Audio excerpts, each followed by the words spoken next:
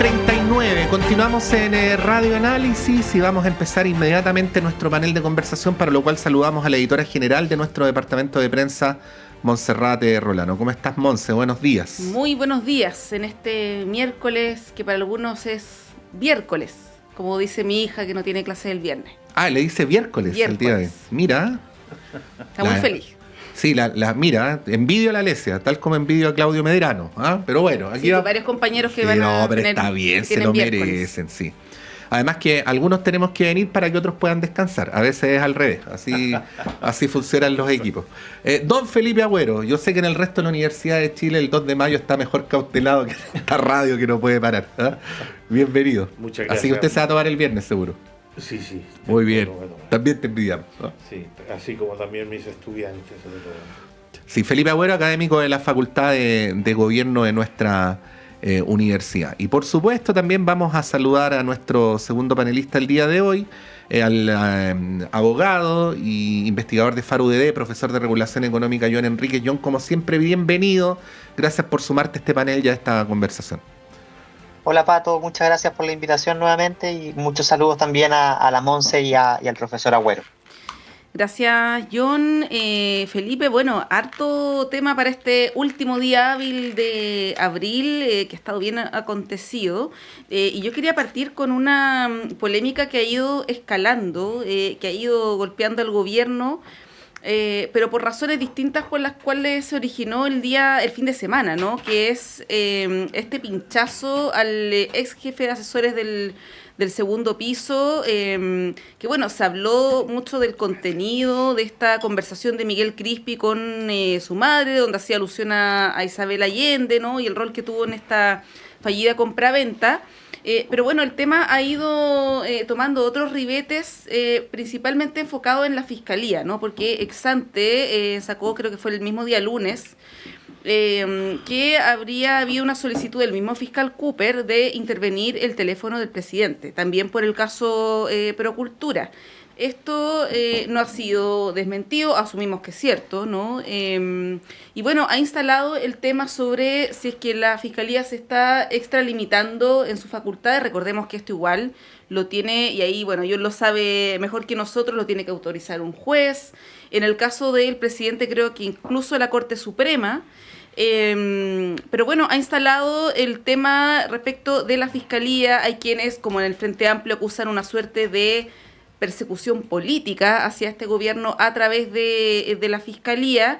Y bueno, ayer también se empezó a cuestionar el rol del gobierno, ¿no? Porque salió la ministra vocera, la ministra de la SECPRES, a pedir explicaciones al fiscal nacional, explicaciones que no se han dado, por cierto, y el ministro Cordero en la tarde saca una declaración muy contradictoria, donde dice, bueno, nosotros lo que queremos es que se cumpla la ley, apuntando a las filtraciones, no al pinchazo. Y aquí hay poderes autónomos, nosotros no nos corresponde pedir explicaciones a otro poder, ¿no? Ese es como el contexto general, Felipe. ¿Cómo ves esta pugna que no es nueva entre gobierno, fiscalía, parlamento, ¿no? El diputado Juan Santana del PS decía, si es que el fiscal no nos explica, el lunes vamos a presentar firmas para removerlo. Es bien compleja la situación cuando se enfrentan los poderes del Estado, ¿no?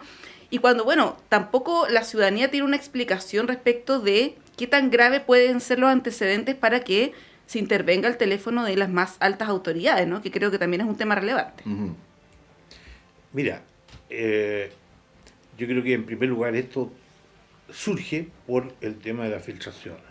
O sea, es por la filtración y lo que se conoce de la conversación de Crispi con la exministra Serrano, su madre, que salta todo esto a la vista y nuevos antecedentes. Acércate un poco más al micrófono, Felipe, para que te puedan escuchar nítidamente. De la senadora Allende, de la ex senadora Allende, etcétera. Entonces está el tema de las filtraciones, que ya es un mono porfiado que va a costar mucho meter en la caja, pero que de alguna forma va a haber que hacerlo, porque esto es una forma de erosionar legitimidad de todos los involucrados, la Fiscalía, la Corte, las personas demandadas, etcétera.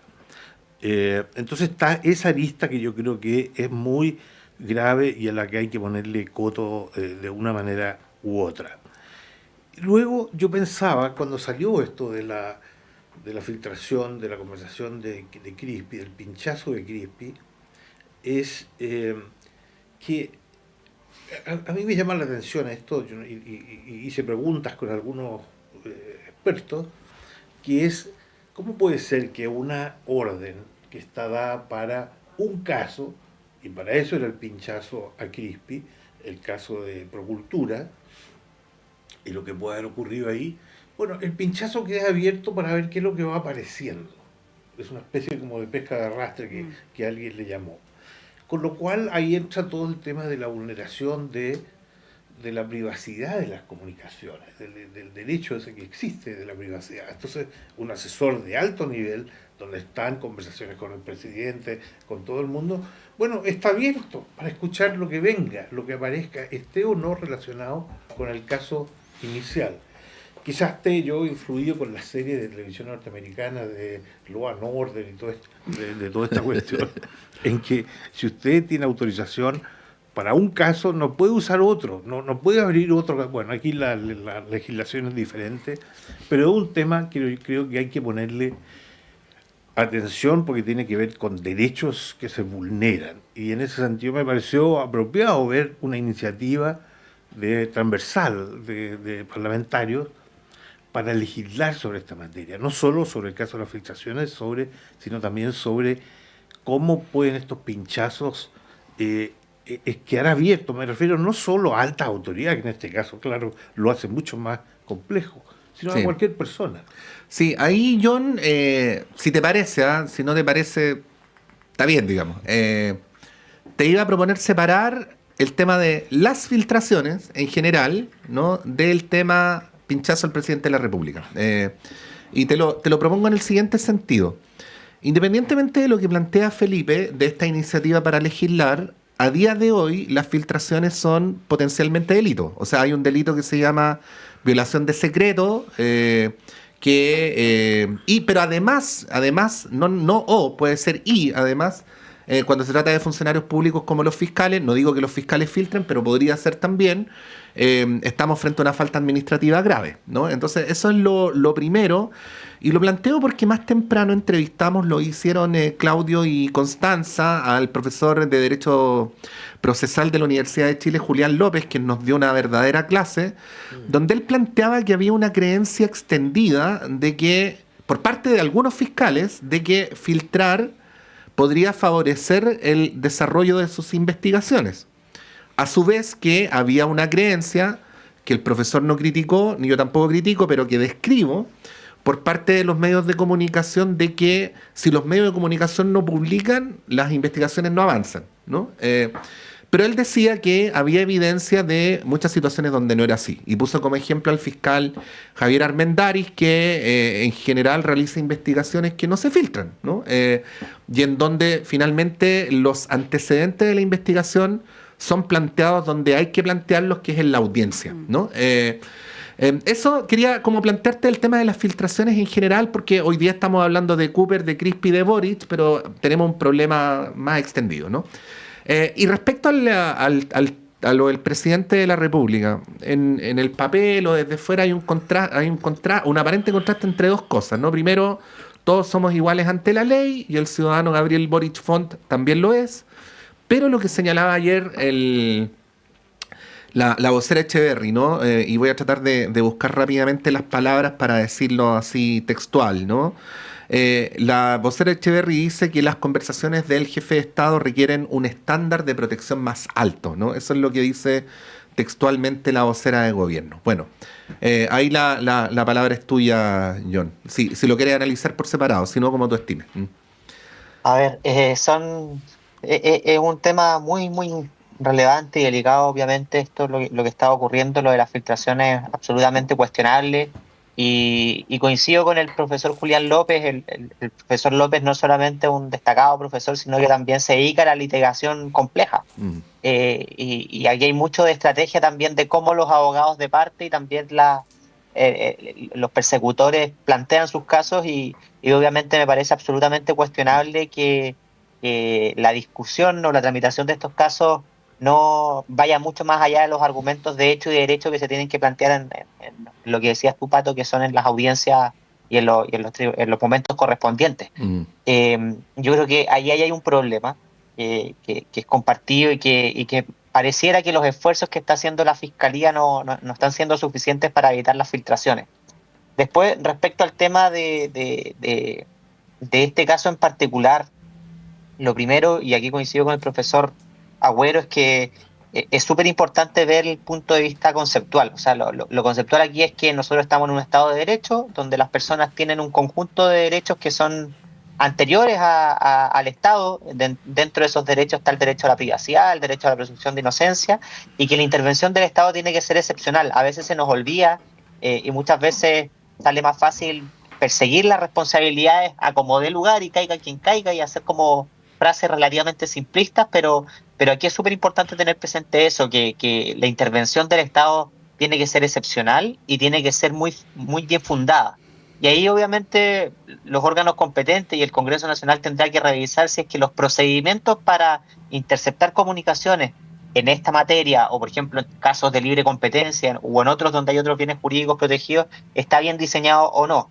Desde el punto de vista conceptual, a mí me parece que el diseño es adecuado, que el Ministerio Público no se manda solo, tiene que justificar justamente por qué quiere interceptar comunicaciones, por qué es útil para una investigación o no, y hay un juzgado de garantía quien tiene que determinar si es que los argumentos del Ministerio Público son plausibles o no.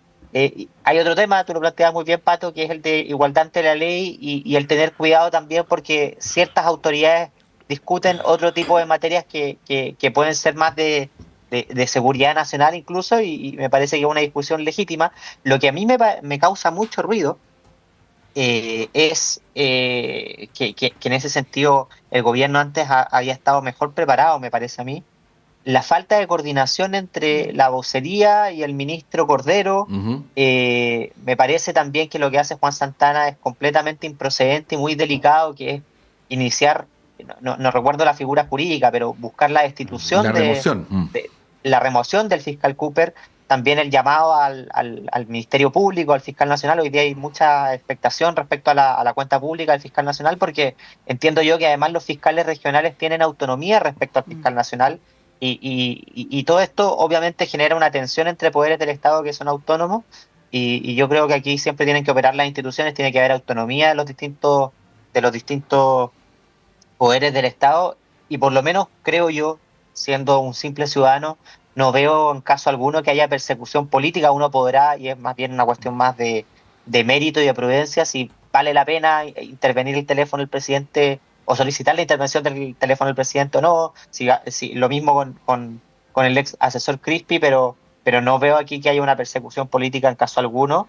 Y por último, me gustaría comentar que también, por ejemplo, el tratamiento de estos temas, si uno tiene la calidad de imputado o uno tiene la calidad de testigo, es muy distinto también, ¿no? Y traigo a colación el caso del ministro Meri del Tribunal Constitucional, que la Corte Suprema fue súper clara que ahí había un atropello a los derechos de Héctor Meri porque se le intervino, o más bien se le requisó el celular para efectos de investigación, teniendo la calidad de testigo, no imputado. Entonces, aquí hay un tema que es muy interesante de ver cómo se va desarrollando, y a mí me interesa más la tensión que pueda haber entre poderes del Estado y desde luego obviamente resguardar los derechos, las garantías que tienen las personas, sean políticos activos, sean políticos retirados, sean empresarios, sean emprendedores, sean activistas sociales, dirigentes sindicales, etcétera. Aquí hay ciertos valores que van más allá de eso.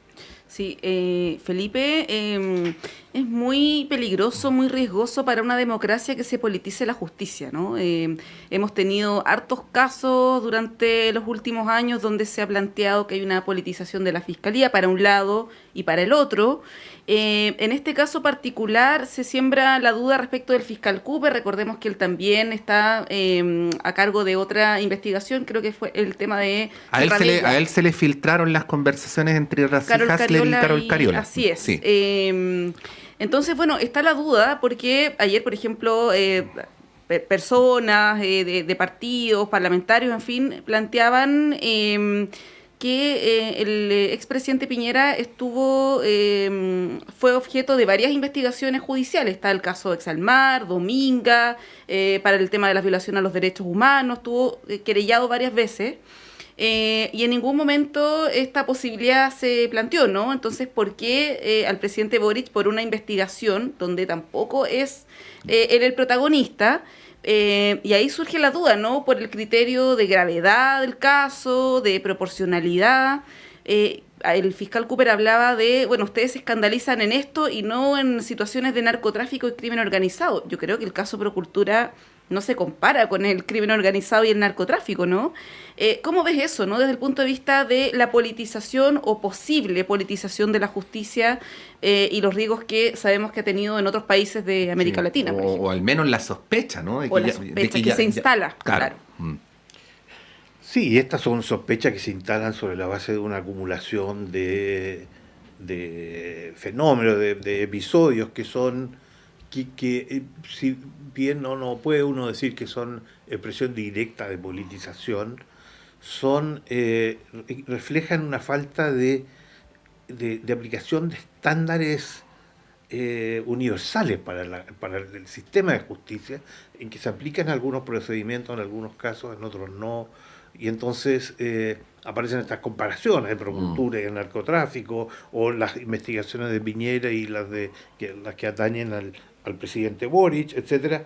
Entonces hay una falta de uniformidad en los criterios que se aplican, y eso levanta sospechas sobre las intenciones que puedan haber detrás en términos de la intensidad de algunos procedimientos, del alcance de algunos procedimientos, etcétera.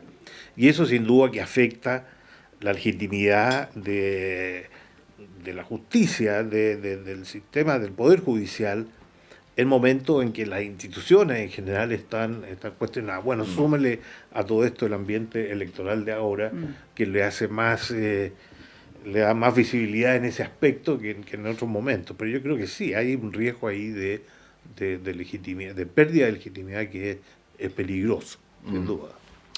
Sí, tenemos que ir a la pausa. Quizás alcanzamos a hacerlo antes, para no desordenar la conversación y pasar luego a otro tema. Pero yo quería, al final del tratamiento de este tema, hacer hincapié en algo que reconozco que me puede resultar especialmente sensible como lector fanático de novelas distópicas, ¿no? Pero que es la importancia que pienso que a veces desatendemos del valor que tiene el derecho a la privacidad.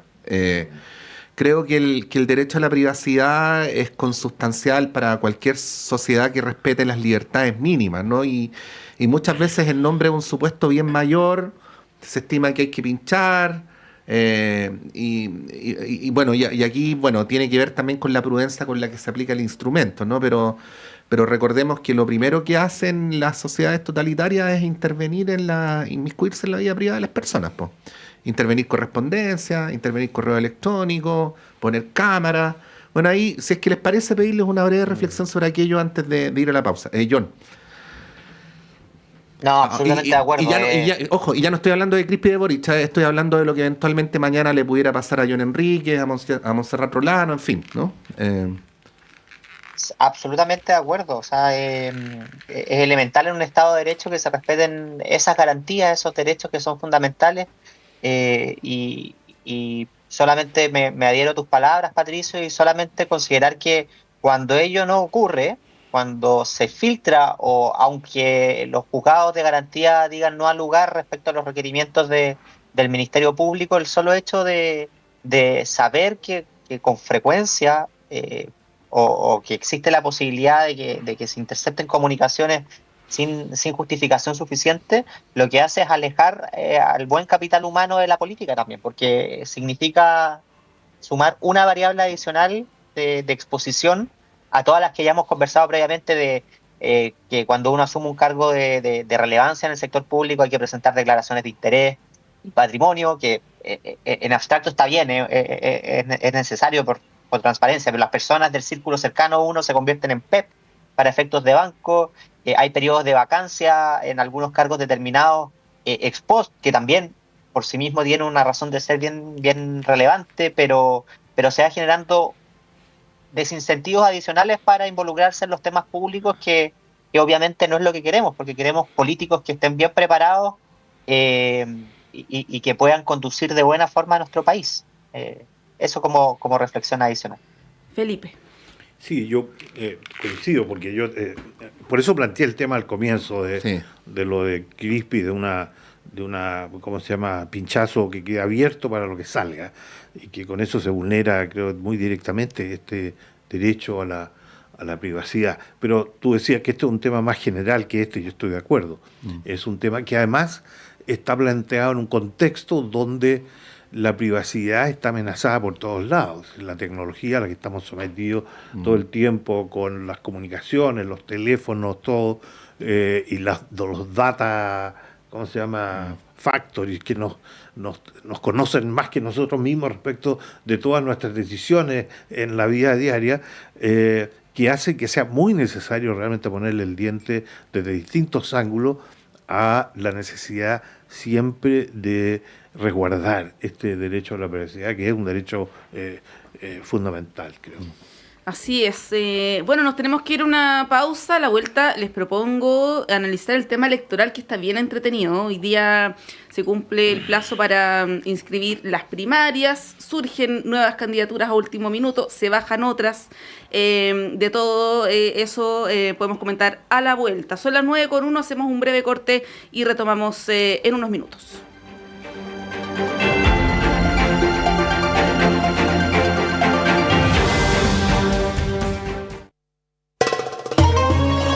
¿Qué pide Palestina? El respeto al derecho internacional. Solamente eso. Una de las mayores catástrofes de este siglo XXI se vive en Palestina. Y nosotros, el domingo a las 9 de la mañana, hablamos de Palestina. Palestina por siempre en Radio Universidad de Chile. Encuéntranos en la plataforma Spotify y sintonízanos en Radio Universidad de Chile el domingo 9 de la mañana. Palestina por siempre. Palestina por siempre.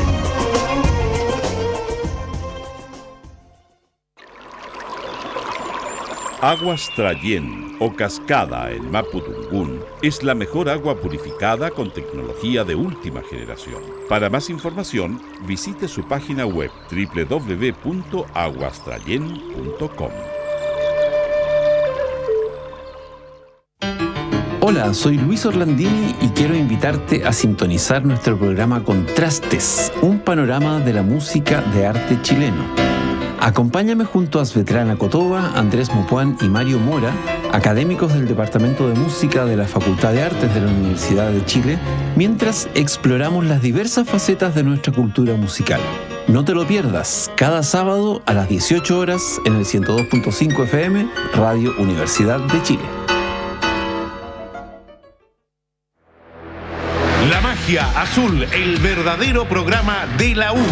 No te olvides de sintonizarnos los lunes, miércoles y viernes a las 15 horas en el 102.5 FM y también en radio.uchile.cl. Aquí encontrarás todo el análisis deportivo del Club Universidad de Chile con los comentarios del reconocido Héctor Tito Aguado. La Magia Azul es tu mejor fuente de información y pasión por la U. Síguenos en nuestras redes sociales. Por única vez en Chile, Ismael Serrano Sinfónico. Disfruta de sus grandes éxitos y temas más queridos junto a una orquesta de más de 40 músicos. 8 de mayo, Teatro Caupolicán. Ismael Serrano Sinfónico. Vive la emoción de sus canciones como nunca antes. Entradas en Punto Ticket. Produce La Oreja. Durante 14 años, el tradicional espacio ciudadano saludable de la Facultad de Odontología de la Universidad de Chile ha acompañado un proceso de sensibilización y comunicación sobre las complejidades del fenómeno de la salud, formando una amplia y diversa red desde la academia, las y los tomadores de decisión y las organizaciones de la sociedad civil. Soy la periodista Cecilia Espinosa Cortés, conductora de A Tu Salud, y te quiero invitar a que juntas y juntos sigamos aprendiendo y problematizando lo que nos ocurre con el bienestar. Escúchanos todos los jueves de 11 a 12 horas en la 102.5 FM y en la señal en vivo de radio.uchile.cl. Al terminar la semana, tómate un momento para escuchar y conversar sobre arte con la nueva temporada de Diálogos de lo Imposible. En cada episodio, grandes agentes del mundo de las artes y las ideas se sumergirán en interesantes conversaciones que te invitan a despertar tu curiosidad y mirar un poco más allá. Acompáñanos en este programa de la Dirección de Creación Artística cada sábado a las 10 horas por Radio Universidad de Chile y a las 20:30 horas por Uchile TV.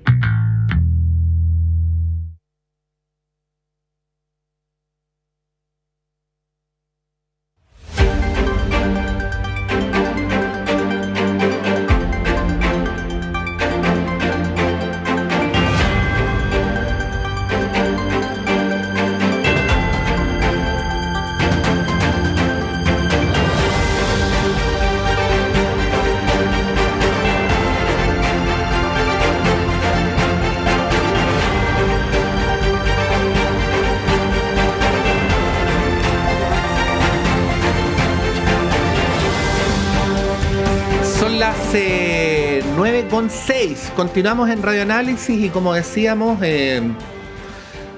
hoy es el día de inscripción de las primarias donde las va a haber, que parece que solo va a haber en el oficialismo. No es que parece, así va a ser, ¿no? Hay un punto de prensa citado a las 9:45. No sé si está mal redactado porque creo sinceramente no tener problemas de comprensión de lectura, pero parecería ser que, según cómo está redactada la pauta, se van a inscribir juntos, ¿no? O dando una señal de unidad a los 4 candidatos del oficialismo: Toá, Mulet, Janet Jara y Winter, ¿no?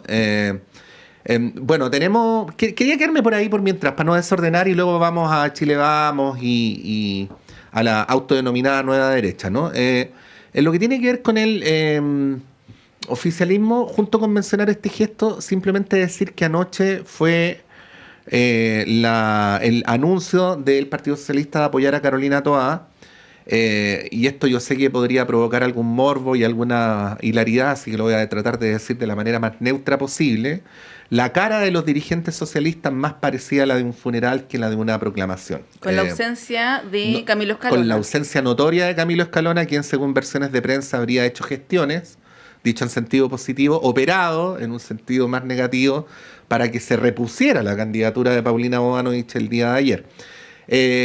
Si esa cara de funeral fue deliberada o espontánea, creo que es irrelevante. Uno tendría a pensar que son las dos cosas, ¿no? Pero una cara de parquedad absoluta frente a una Carolina Toá que también dio la impresión de que tuvo que contener su propio entusiasmo para que su puesta en escena bien sonriente, no fuera tan disruptiva con lo otro, pero igual se notó hay una diferencia energética, ¿no? Eso diría, bueno, estas cosas también son políticas, Felipe Agüero, ¿no? Totalmente. Sí, totalmente. Yo vi la presentación, también me llamó la atención, bueno, no es que me llamó la atención, pero lo constaté, una cierta carita de funeral, y la candidata a Toá no le vi tanta sonrisa, en realidad era como bien contenida, como dices tú. Bueno, pero eso refleja, obviamente, lo que ha habido detrás. Es decir, un giro tan rápido, todo esto ocurrió tan rápido, de presentarse, salirse, renunciar, otros candidatos, en fin, que cuesta controlar las emociones de los militantes, de que puedan estar contentos un día, contentos el otro día, por razones completamente diferentes. Entonces eso es explicable. Ahora, lo que comienza hoy día es otra etapa. Obviamente ya se acabó esta reality y tenemos ahora entonces realmente la carrera hacia la elección de la candidata o del candidato de la coalición. Sí. Y entonces aquí empiezan a aparecer todas las preguntas, que también aparecen en el otro lado sin primaria, que es hasta qué punto, es decir, es una gran incertidumbre esta capacidad que tenga el Partido Socialista de dar apoyo efectivo a Carolina Toá, la capacidad que tenga Carolina Toá de eventualmente hacer campaña de un modo que, si sale triunfadora, pueda retener los apoyos de todos los participantes en esta primaria y al mismo tiempo, como ella dice, ir también un poco más hacia el centro. Es decir, es una gran tarea muy titánica que se propone Carolina Toá y que son de difícil realización. Hoy día sí es cierto, van a ir todos juntos en una señal de unidad y de que están pensando en el país, etcétera, pero habrá que ver luego con guitarra cómo se da esto en la campaña. Y tendrá que reflejarse, obviamente, también en cómo se van estructurando los equipos de campaña. O sea, sobre todo Carolina Toá, si es que es la que va de ganadora eventual, de cómo va a ir articulando su equipo de campaña de tal forma que vaya dejando abierto, incluso desde ya, las posibilidades de ampliar esos equipos que puedan reflejar la diversidad de la alianza. Yo creo que eso es muy importante en el caso, es un desafío muy importante, creo yo, para Carolina Toá, que se le enrostra que su equipito es bien de Concertación punto uno. Sí, Concertación como piropo, como crítica, no como piropos, ¿no? Claro, como punto uno, por eso digo, o sea, entonces tiene que cuidar esos aspectos y yo creo que todo eso está por verse. Y por eso digo, comienza una nueva etapa con nuevas incertidumbres, con nuevos desafíos y eso es lo que habrá que ponerle atención. Y aquí me recuerdo, yo estaba en clase ayer con mis estudiantes que se prestaban para el miércoles, como le dices tú, que están en el curso de sistema político chileno. Y estábamos justamente en el periodo en que estamos analizando el libro de Arturo Valenzuela sobre el quiebre de la democracia, y donde él da tanta importancia al rol del centro en toda la política del siglo XX democrático chileno, y también y en su aplicación del golpe, cómo cambia el carácter del centro. Bueno, hablando tanto del centro y de todos sus roles en esta perspectiva de multipartidismo polarizado que se hablaba en esa época, se llegó a contratar el contraste con lo que tenemos hoy día, donde no hay un centro. No hay centro. No ha habido centro. Entonces, el contraste es demasiado fuerte, sobre todo cuando el centro ha ocupado un rol tan importante en el pasado, donde, por ejemplo, Manuel Antonio Garretón ha señalado que donde ha tenido éxito la izquierda es cuando lo ha hecho con el centro. Ahora, Carolina Toá quiere ser el centro. Bueno, justamente. Es deliberada en ello, ¿no? O sea, esa es la conclusión que llegamos con nuestros estudiantes ayer, que puede haber aquí un nuevo centro.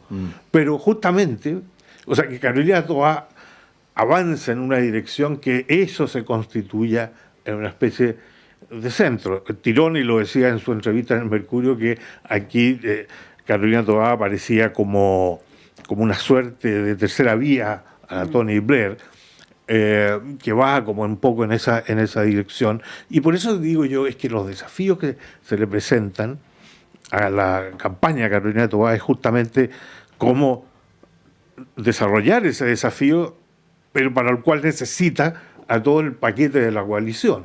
Esa es la gran el gran desafío estratégico que tiene Carolina Toá. Sí, bueno, y no es descartable que si Toá gana la primaria, por ejemplo, la Democracia Cristiana le entregue su apoyo, ¿no? De alguna manera, Alberto Undurraga deslizó esa posibilidad en una entrevista el fin de semana.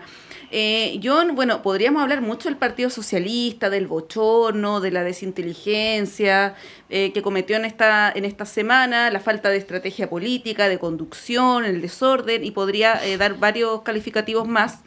Pero como el tiempo es escaso, yo propongo, John, analizar el escenario que comienza ahora con la campaña, ¿no? Cómo se posicionan las distintas figuras políticas, ya Carolina Toá respaldada por todo el socialismo democrático y los otros candidatos, Vinter y Toá, o sea, y Jara, que también representan a sensibilidades importantes dentro de la izquierda. Y en contraposición a Evelyn Matei, que presenta esta semana su equipo de voceros, que son 11, si no me equivoco, varios alcaldes, parlamentarios, en fin. Yo no sé ahí cómo poner de acuerdo a 11 voceros, es medio difícil, ¿eh? Si los ministros de un gobierno no se ponen de acuerdo, ahí lo... Pasamos de 0 a 11. Sí, pues ahí es medio complicado, pero a propósito de lo que plantea Felipe del centro, Alberto Mayol decía ayer en una entrevista, creo que fue en El Mostrador, que el voto concertacionista va a ser muy decisivo en esta elección. En segunda vuelta, planteaba él, ¿no? Y que mucho de esa votación eventualmente se podría ir para Evelyn Matei, pero eso depende de cómo la candidata se conduzca y a quién le hable, ¿no? Lo que hemos visto en las últimas 2 semanas es con las declaraciones respecto de la dictadura, en fin, y también de alguna manera estas últimas horas con estos videos difundidos por CIPER sobre el ex carabinero Claudio Crespo, donde tampoco en la derecha ha habido una condena categórica sobre aquello que tiene que ver con democracia y derechos humanos, ¿no? Con ese eje donde para el mundo concertacionista es muy importante, ¿no? Y es una línea roja. Son consensos mínimos. Exactamente. Puede que ese mundo también se vuelque hacia Carolina Toá. Estoy yéndome de una tesis quizás muy mala, John, pero te lo planteo como respecto de lo que viene ahora, ¿no? Y de a quién le hablan los candidatos. ¿Cómo lo ves ahí en ese escenario?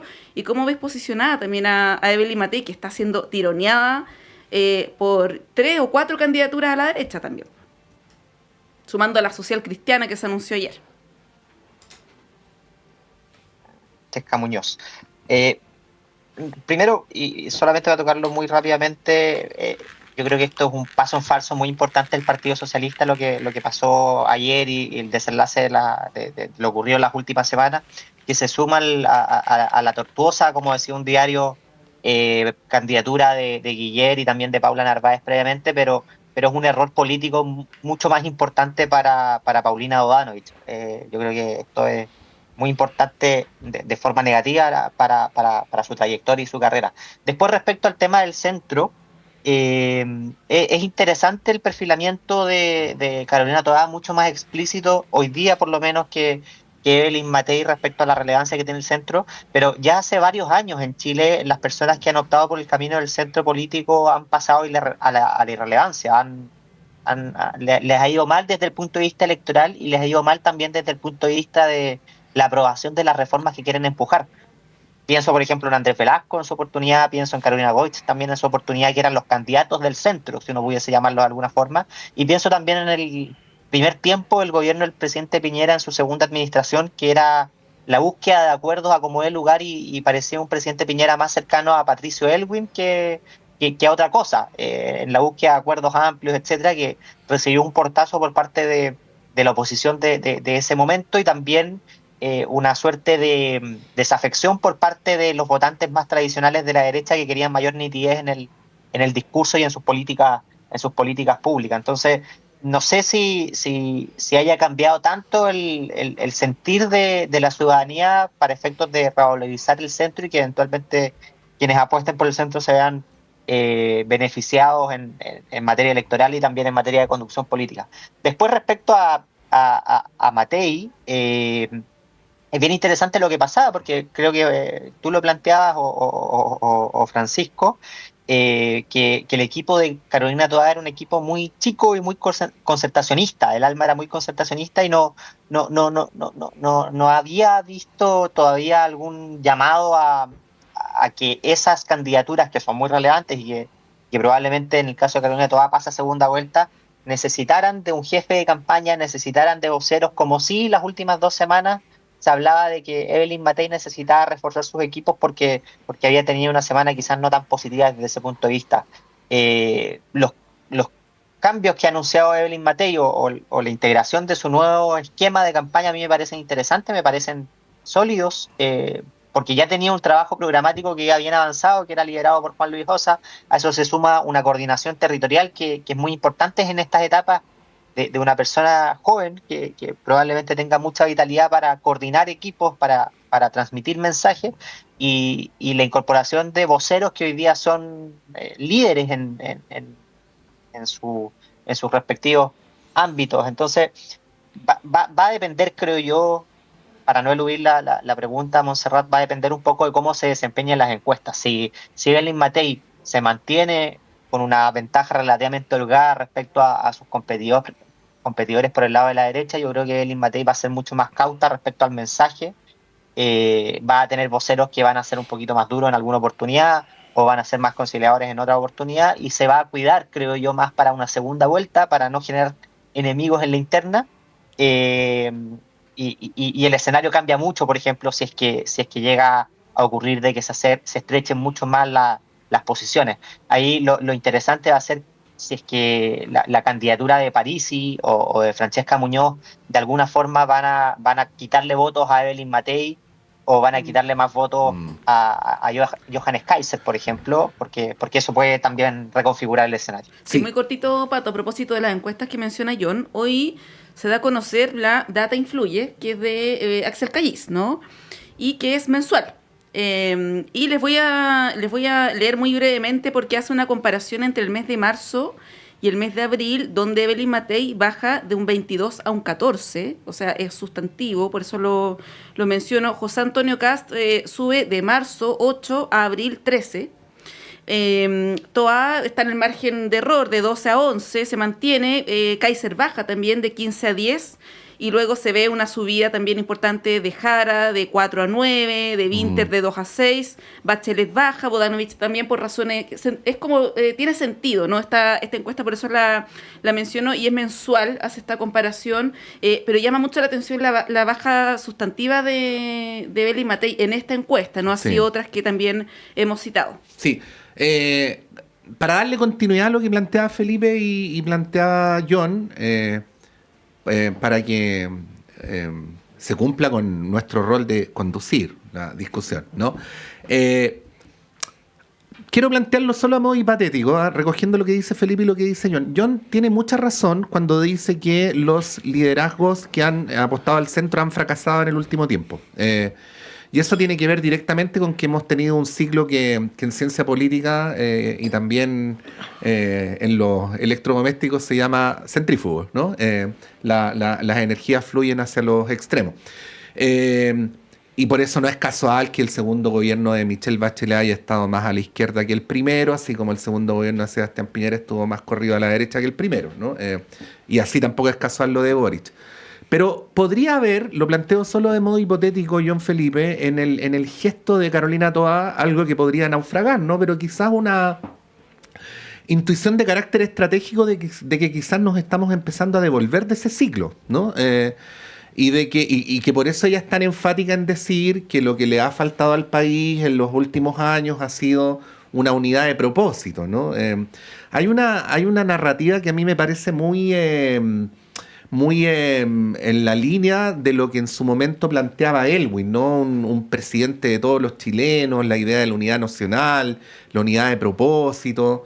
Está apostando a eso. Carolina Toá, yendo a día de hoy contra la corriente, pero quizás pensando en mañana, tratando de empalmar con algo que se viene. No sé, lo digo solo de modo hipotético y simplemente en relación a lo de Alberto señalar algo, a pesar de que los datos electorales duros demuestran que la concertación desapareció, Alberto ha sostenido desde hace algún tiempo que sociológicamente el votante concertacionista no ha desaparecido y que se mueve en masas y que incide, ¿no? Si no es literal, al menos Alberto refiere a un grupo del electorado que es reformista y gradualista al mismo tiempo, ¿no? O sea, que quiere cambios, pero por tranquilo. Piñera también. Sí, claro. Ese es el perfil al que Alberto llama el voto concertacionista, ¿no? Que para él sigue siendo incidente. Felipe. Sí, no, a mí me parece interesante lo que señalaba John, en el sentido de estos ejemplos de que muestran que no hay mucho beneficio en darle tanto al centro, con los casos de Velasco, de Goich, o de incluso Piñera cuando trató de agitar esa postura. Es verdad. Pero lo que ocurre es que eso se daba en un contexto en que estaban bien marcados es decir, unos intentos de centro contra posturas ya bien desarrolladas en los dos otros lados. Aquí no hay centro, entonces no hay Velascos, no hay Orregos, no hay nada de eso. Entonces, y Toá se lo ha planteado muy explícitamente, de intentar cubrir eso, apelando a un cierto electorado sociológico que hay ahí, pero también recuperar algunas figuras y qué sé yo. Entonces, pero es si eso es lo que se propone Carolina Toá, es extremadamente complejo si va a liderar una alianza que tiene todos estos otros componente y que le puede también arriesgar en la propia proceso de la primaria, le puede restar apoyos y que suban más los apoyos de Jara, de Winter y qué sé yo. Entonces es una cuestión compleja. Ahora, quiero referirme también un poco al otro sector, que también ahí hay unos intentos de hacerse como el centro, ¿no es cierto?, de Chile Vamos en relación a las candidaturas de Kaiser y Kast. Pero es un intento que va en mal camino, sobre todo por esta cuestión tan instintiva que fue la expresión de Matei en relación al golpe y la violencia que siguió, ¿no?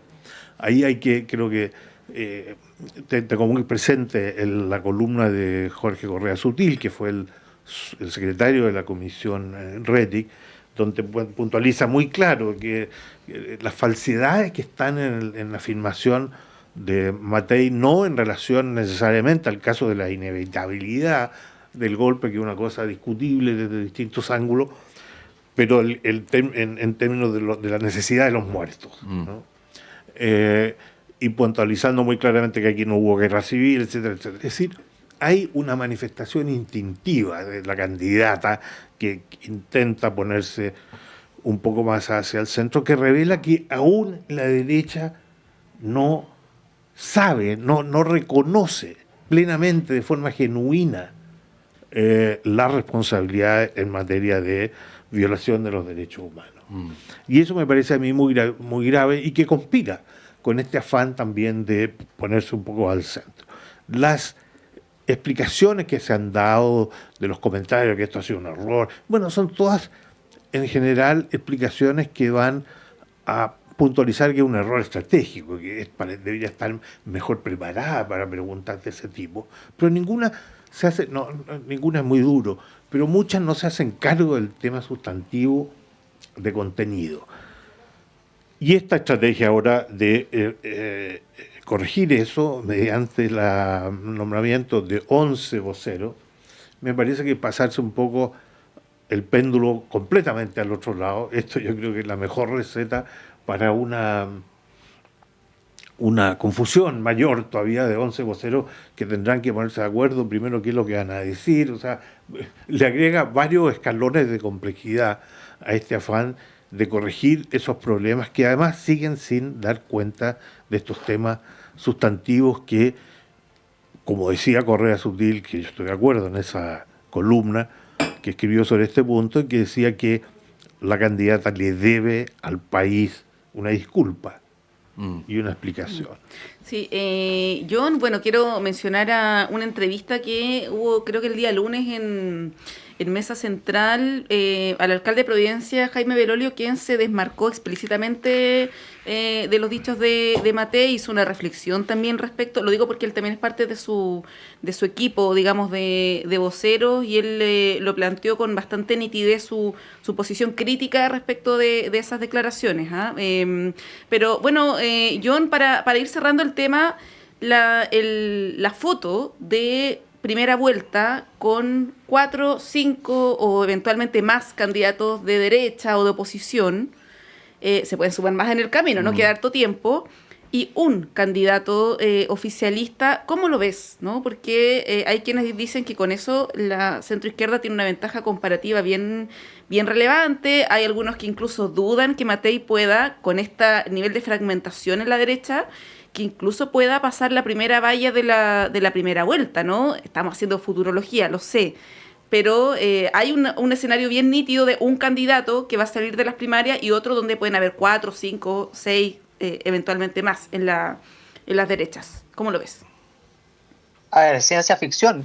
Si la primaria del oficialismo se da en un buen tono, si los líderes políticos del oficialismo son pragmáticos una vez que tengan los resultados de la primaria, puede significar justamente que haya mucha unidad por el lado del oficialismo, que los deje muy bien perfilados para enfrentarse a la primera vuelta y eventual segunda vuelta. Y obviamente eso va a ser mucho más difícil para las candidaturas de oposición, que tienen que va a haber mucho más dificultad en ese sentido, porque van a tener que marcar posiciones distintas. Y por eso es tan arriesgado lo que está tratando de hacer Carolina Toá, porque lo tenía anotado recién. Yo creo que la élite está muy polarizada, la política está cada vez más polarizada, y no es lo mismo que el 30% que apoya fielmente a Boric entienda, comprenda las concesiones que ha hecho Boric respecto de su programa, a que abrace simplemente una candidatura que su eje está en el centro, porque cuando uno abraza el centro lo que hace es repudiar a los extremos, y repudiar a los extremos es repudiar lo que uno cree. En el caso, por ejemplo, de la izquierda más dura, ese 20-30% que cree efectivamente en cambios más sustanciales al sistema económico, que apoyó la propuesta de la convención. Entonces, creo que Carolina Toá tiene un desafío muy importante respecto al relato, y también porque la gente es cada vez valora mucho más el atributo de la sinceridad y cómo mostrarse como una persona consistente, porque uno puede decir, ya voy a hacer en los medios de comunicación, voy a apelar al centro, en los foros empresariales o en los foros más de élite voy a apelar al centro, pero en las reuniones más políticas o en la interna voy a apelar al votante duro de la izquierda, o dentro de los partidos voy a votar más al votante duro de la izquierda, y eso no es bueno, y la ciudadanía rápidamente detecta aquellos que son demasiado pragmáticos o demasiado oportunistas respecto al voto que quieren conseguir en un momento determinado. Entonces, va a ser interesante ver efectivamente cómo se va desarrollando ese relato, si el abrazar el centro significa repudiar a los extremos o hacerse el desentendido respecto a las posiciones de la izquierda más duras. El que mucho abarca, poco aprieta, dice. Es Sí, un gran dilema para la consistencia, candidatura. la Sí. consistencia. Pero para ganar hay que abarcar harto. Sí. El que abarca mucho poco aprieta, pero el que gana es el que abarca más que los demás. Así que ahí es donde radica la paradoja. Que no se puede resolver con métodos científicos, profesor Agüero ni profesor Enrique. Esto es... El arte de la política. Exactamente, es un arte necesariamente impreciso, ¿no? John Enrique, muchas gracias, que estén muy bien. Muchísimas gracias a ustedes, un gusto como siempre. Gracias, Felipe, John. muchas gracias por haber venido. Gracias a ustedes, un placer estar con ustedes. Bueno, vamos a ir un breve alto y a la vuelta vamos a tener una entrevista porque tenemos un invitado español que viene a cantar, que está cada vez con más adhesión del público. 2 conciertos va a dar en Chile el Canca, quien va a estar a la vuelta de la pausa acá en nuestra radio. Vamos y volvemos.